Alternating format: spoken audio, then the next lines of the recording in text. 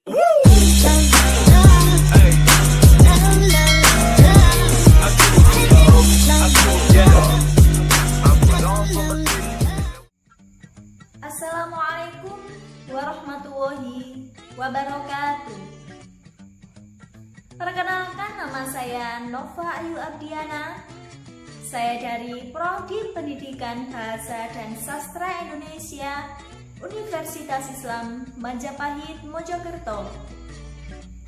Di sini saya akan menjelaskan materi tentang model analisis wacana kritis Theo van Leeuwen. Silahkan disimak dengan baik. Model analisis wacana kritis Theo van Leeuwen. Konsep dasar analisis wacana kritis Theo van Leeuwen. Theo van Leeuwen memperkenalkan model analisis wacana untuk mendeteksi dan meneliti bagaimana suatu kelompok atau seseorang dimarginalkan posisinya dalam suatu wacana. Bagaimana suatu kelompok dominan lebih memegang kendali dalam menafsirkan suatu peristiwa dan pemaknaannya. Sementara kelompok lain yang posisinya rendah cenderung untuk terus-menerus sebagai objek pemaknaan dan digambarkan secara buruk. Salah satu agen terpenting dalam mendefinisikan suatu kelompok adalah media. Lewat pemberitaan yang terus-menerus disebarkan, media secara tidak langsung membentuk pemahaman dan kesadaran di kepala khalayak mengenai sesuatu. Wacana yang dibuat oleh media itu bisa jadi melegitimasi suatu hal atau kelompok dan mendelegitimasi dan memarginalkan kelompok lain. Pusat perhatian analisis wacana kritis Theo van Leeuwen. Analisis van Leeuwen secara umum menampilkan bagaimana pihak-pihak dan aktor, bisa seseorang atau kelompok, ditampilkan dalam pemberitaan, yaitu dilihat dari dua pusat perhatian sebagai berikut. Yang pertama, proses pengeluaran. Apakah dalam suatu teks berita ada kelompok atau aktor yang dikeluarkan dalam pemberitaan, dan strategi wacana apa yang dipakai untuk itu? Proses pengeluaran ini secara tidak langsung bisa mengubah pemahaman khalayak akan suatu isu dan melegitimasi posisi pemahaman tertentu. Katakanlah dalam berita mengenai perkosaan, apakah wanita dan laki-laki ditampilkan secara utuh? Ataukah ada pihak yang dikeluarkan dari teks? Katakanlah kalau misalnya laki-laki dikeluarkan dari teks, maka pemahaman yang muncul adalah bukan laki-laki yang salah. Perkosaan itu adalah masalah wanita itu sendiri. Merekalah yang menjadi penyebab sehingga diperkosa. Jadi, exclusion berhubungan dengan pertanyaan bagaimana proses suatu kelompok dikeluarkan dari teks pemberitaan. Yang kedua, proses pemasukan. Inclusion berhubungan dengan pertanyaan bagaimana masing-masing pihak atau kelompok itu ditampilkan lewat pemberitaan. Pusat perhatian analisis wacana kritis Theo van Leeuwen. A. Exclusion. Ada beberapa strategi bagaimana suatu aktor atau seseorang atau kelompok dikeluarkan dalam pembicaraan. Di antaranya dapat digambarkan sebagai berikut. Yang pertama, pasifasi. Exclusion adalah suatu isu yang sentral dalam analisis wacana. Pada dasarnya, ini adalah proses bagaimana satu kelompok atau aktor tertentu tidak dilibatkan dalam suatu pembicaraan atau wacana. Penghilangan aktor sosial ini untuk melindungi dirinya, misalnya dalam contoh kalimat berikut ini. Aktif. Polisi menembak seorang mahasiswa yang demonstrasi hingga tewas.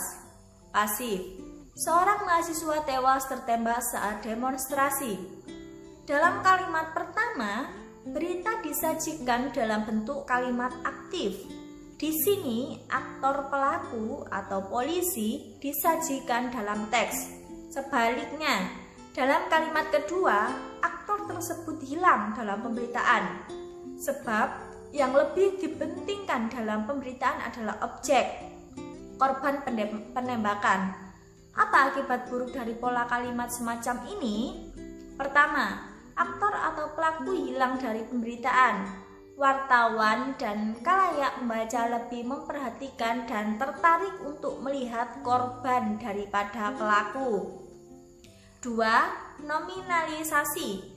Strategi ini berhubungan dengan mengubah kata kerja atau verba menjadi kata benda atau nomina. Umumnya dilakukan dengan memberi imbuhan pean. Kenapa nominalisasi dapat menghilangkan aktor atau subjek dalam pemberitaan? Ini ada hubungannya dengan transformasi dari bentuk kalimat aktif. Dalam struktur kalimat yang berbentuk aktif selalu membutuhkan subjek. Kalimat aktif juga selalu berbentuk kata kerja yang menunjuk pada apa yang dilakukan atau proses oleh subjek. Kalau dipakai, kata menembak selalu membutuhkan dua aktor, yakni siapa yang menembak dan siapa yang ditembak.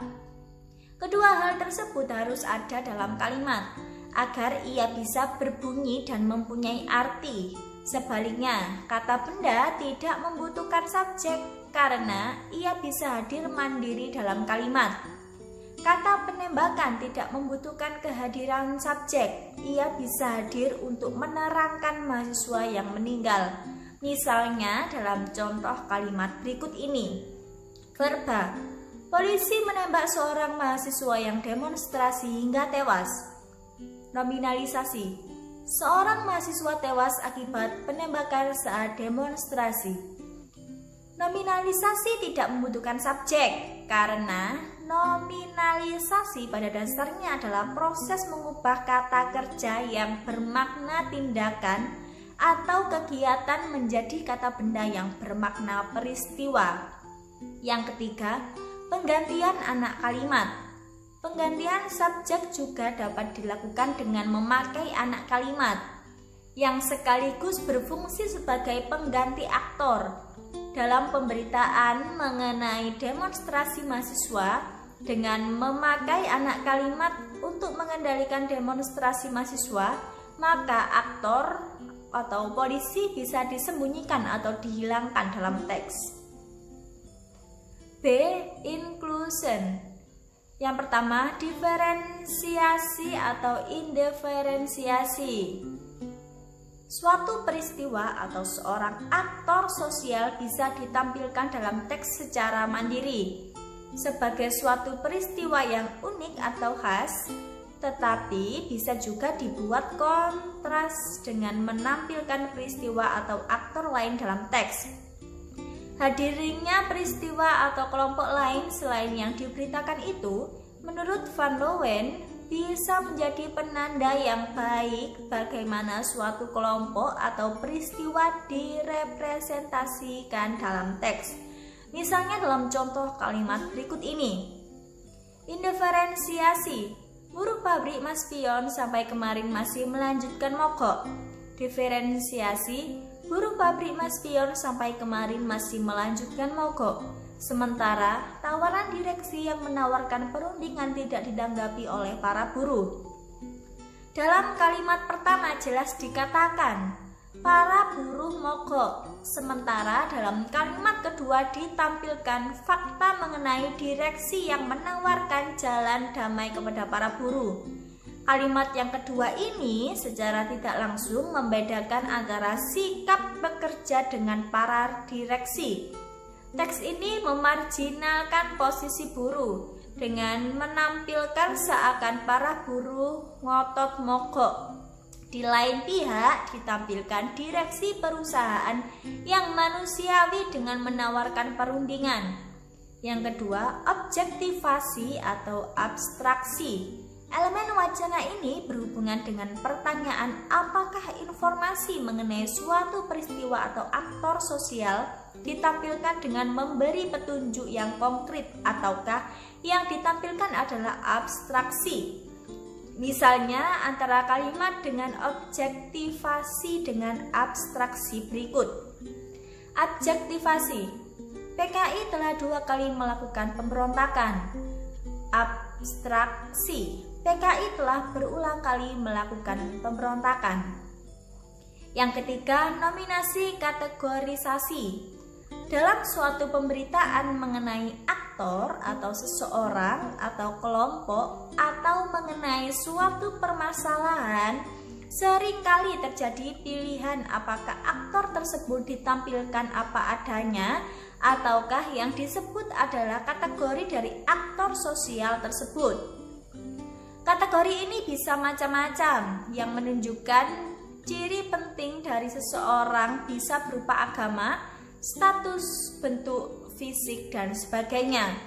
Kategori itu sebetulnya tidak penting karena umumnya tidak akan mempengaruhi arti yang ingin disampaikan kepada khalayak. Bandingkan misalnya 2 kalimat berikut. Nominasi. Seorang laki-laki ditangkap polisi karena kedapatan membawa obat-obatan terlarang. Kategorisasi. Seorang laki-laki kulit hitam ditangkap polisi karena kedapatan membawa obat-obatan terlarang. Kedua kalimat tersebut artinya sama, yakni ada seorang laki-laki yang membawa obat-obatan terlarang dan ditangkap oleh polisi karena membawa obat-obatan terlarang.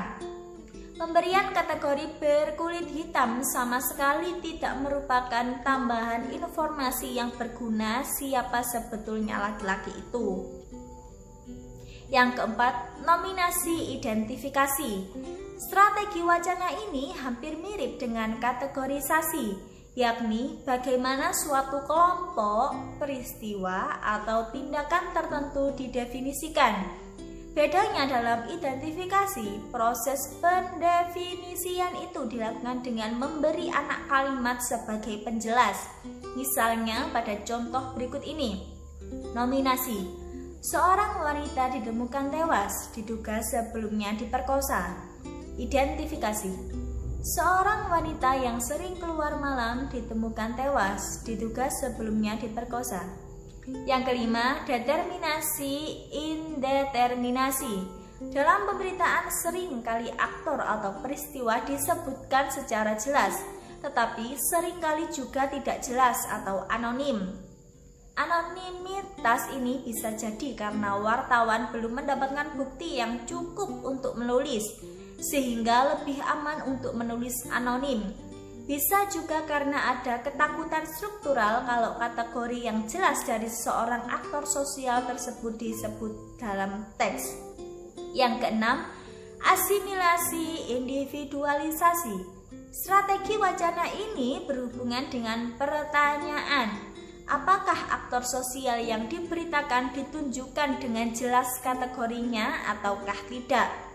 Asimilasi terjadi ketika dalam pemberitaan bukan kategori aktor sosial yang spesifik yang disebut dalam berita, tetapi komunitas atau kelompok sosial di mana seseorang tersebut berada. Misalnya dalam suatu demonstrasi mahasiswa di Jalan Cendana yang menuntut Soeharto diadili. Dalam demonstrasi itu, Adi, seorang mahasiswa, tertembak oleh polisi yang bernama Parman. Peristiwa itu dapat diberitakan dengan menyebut kategori mahasiswa dan polisi itu secara jelas. Dapat juga diberitakan kumpulan atau mahasiswa dan polisi sebagai berikut. Individualisasi. Adi, mahasiswa Trisakti, tewas ditembak Parman, seorang polisi, di Cendana kemarin. Asimilasi.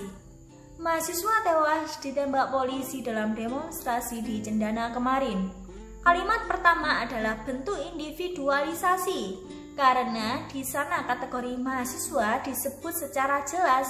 Kalaupun misalnya tidak disebut dalam teks, berita tetaplah menegaskan bahwa yang meninggal dalam demonstrasi tersebut adalah satu orang mahasiswa. Hal ini berbeda dibandingkan kalimat kedua dalam bentuk asimilasi. Dalam kalimat ini tidak disebut Adi atau mahasiswa yang meninggal, tetapi Yang diacu adalah komunitas yang bernama mahasiswa. Demikian juga dengan Parman yang disebut adalah polisi. Memang benar Adi adalah mahasiswa dan Paman adalah polisi.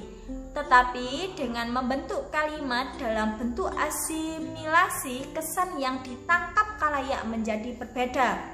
Yang ketujuh, asosiasi disosiasi. Strategi wacana ini berhubungan dengan pertanyaan, apakah aktor atau suatu pihak ditampilkan sendiri ataukah ia dihubungkan dengan kelompok lain yang lebih besar? Ini adalah proses yang sering kali terjadi dan tanpa kita sadari. Pusat perhatian analisis wacana kritis Theo van Leeuwen. Kerangka analisis Theo van Leeuwen ini dalam menganalisis wacana pemberitaan suatu teks berita. Van Leeuwen membangun suatu model yang secara umum menggambarkan bagaimana aktor ditampilkan dalam pemberitaan. Van Leeuwen amat peka dengan kemungkinan marginalisasi atau pengucilan aktor atau seseorang atau kelompok dalam pemberitaan. Menurut Van Leeuwen, ada dua hal yang perlu diperhatikan ketika kita memeriksa aktor sosial dalam pemberitaan tersebut. Yang pertama, eksklusi. Apakah dalam teks berita itu aktor sosial dihilangkan atau disembunyikan dalam pemberitaan? Yang kedua, inklusi.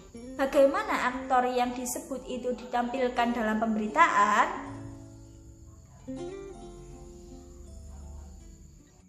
Sekian penjelasan dari saya. Apabila ada salah kata atau perbuatan, mohon maaf yang sebesar-besarnya.